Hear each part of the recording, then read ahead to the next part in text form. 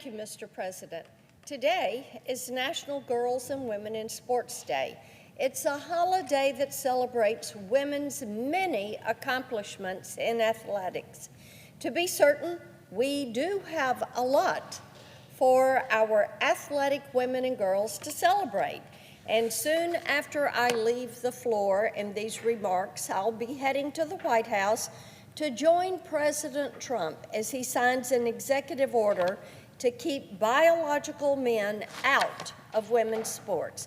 This move is a triumph for the more than 3 million high school and college female athletes who deserve safety, fair play, and equal opportunity to succeed.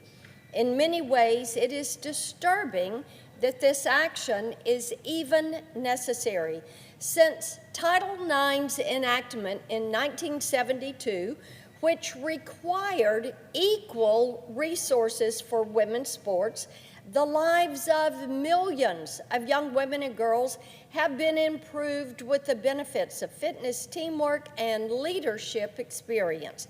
Yet, despite these advances for women, for 4 years, the Biden-Harris administration waged a war on women's sports.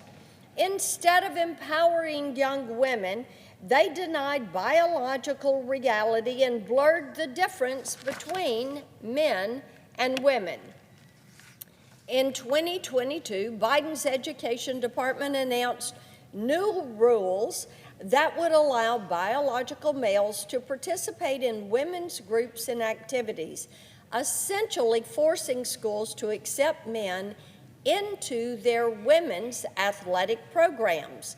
Following up last year, the administration extended the rulemaking to private spaces, such as locker rooms and bathrooms, further jeopardizing the safety of women.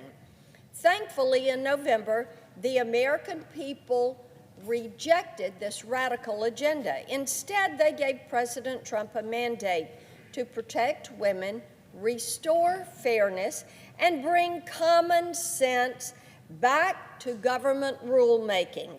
That's why on Inauguration Day, President Trump issued an executive order that affirms the federal government's position that there are only two sexes, male and female, that are grounded in biology, not gender ideology. In effect, this means no more forcing schools to allow biological men into women's spaces. For so many female athletes in Tennessee and across the country, President Trump's executive orders are welcome news. But to ensure that every single one of them receives the safety, opportunity, and fairness they deserve, there is much more that Congress can and should do. At the top of the list, ensuring the National Collegiate Athletic Association, the NCAA, prohibits biological men from competing in women's sports.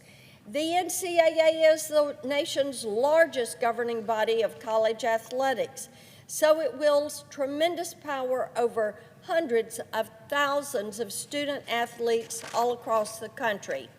That's why it is so troubling that since 2010, the organization has allowed men to compete in female-only events.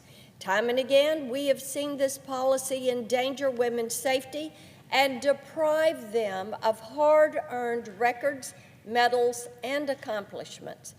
Just 3 years ago at the NCAA Women's Swimming and Diving Championships, Tennessee's Riley Gaines competed against and shared a locker room with a biological male who ultimately took home the trophy that she had rightfully won. And in recent months, 5 NCAA women's volleyball teams were forced to forfeit their matches to avoid the danger of playing against a biological male on a competing team. To bring this unfairness and inequity to an end, I recently introduced a resolution calling on the NCAA to protect women in sports, including by revoking its policy that allows biological males to compete against women. This move would bring the organization in line with other leading athletic associations, including the National Association of Intercollegiate Athletics and more than 20 states that have taken action to preserve fair play in women's sports. To support young women and girls in sports, I also introduced the Fair Play for Girls Act. Among its provisions, this crucial legislation would require the U.S. Attorney General to submit a report to Congress on the harms, lost opportunities, and harassment women have faced in athletics, as well as the effectiveness of state and federal laws to prevent this abuse. At the same time, it is imperative that we celebrate the accomplishments of the young women who practice, train, and compete every day to achieve athletic success.